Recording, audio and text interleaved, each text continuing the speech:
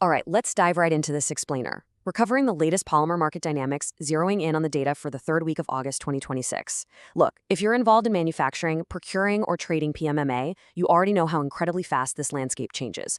Tracking these global and local shifts week to week isn't just a nice to have, it's absolutely critical for protecting your margins. So, let's start with the literal million-dollar question for anyone procuring PMMA this week.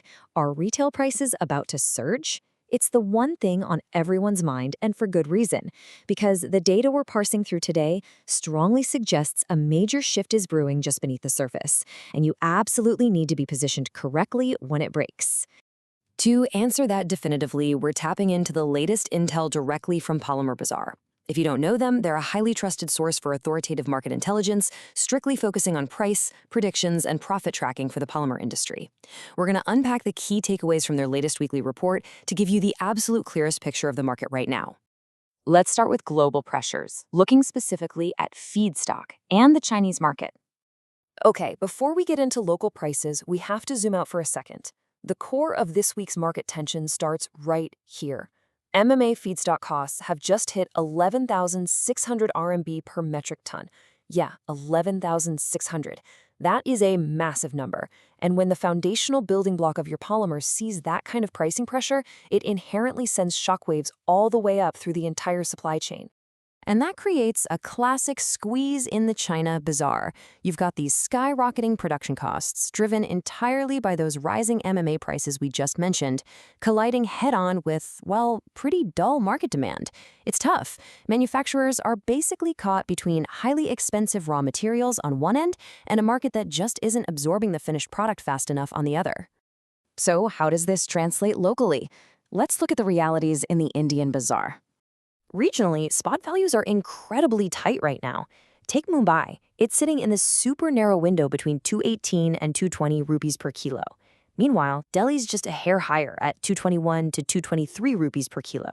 And keep in mind, those are ex-GST figures. Honestly, it's such a narrow band, it tells us the market is basically holding its breath right now, just waiting to see which way the wind is going to blow. To understand that anticipation, we need to check the buying pulse and see what's actually driving the market. To really get why those prices are stuck in that tight little window, you have to look at the underlying market forces. It's basically a massive tug-of-war.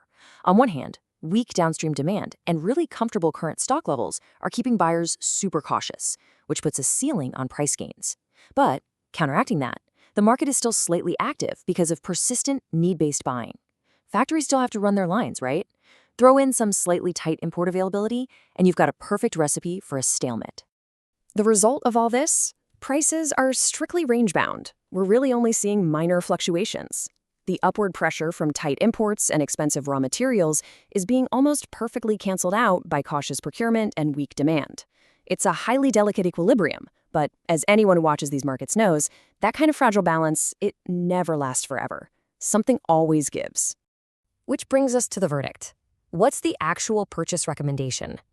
Here is the critical bottom line of the whole report. Looking closely at the data, Polymer Bazaar explicitly advises making your moves now, just impartially reporting their conclusion here. They state, as availability shrunk, retail prices might go up, so we advise buying. They are watching that tightening import availability like a hawk, betting that a lack of supply is eventually going to outweigh this cautious demand phase, which will inevitably trigger a retail price hike. So how do you stay ahead of this with instant market intelligence? Look, tracking these volatile shifts manually, checking Chinese feedstock, Indian spot values, and import availability every single week is a huge drain on your time. And time is money. But there is a much faster way to stay ahead of the curve.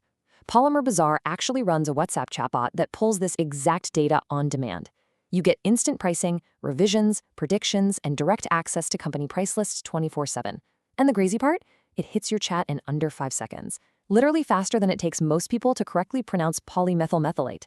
You can actually test it out for yourself right now. Seriously, step 1, just open up WhatsApp. Step 2, message the word PMMA to +91 93746 24365. That's it. You'll instantly get these exact kinds of market insights sent straight to your phone. It's just an incredibly streamlined way to make sure you never miss a shift. So, armed with this real-time data and the tools to track it from anywhere, the only question left is, will you be ready when the market shifts next? Understanding the data is great, but leveraging that intelligence before the surge actually hits, that is what separates the industry leaders from everybody else. Thanks so much for joining me on this explainer. Stay sharp out there, and I'd highly recommend keeping a really close eye on those import availability levels this week.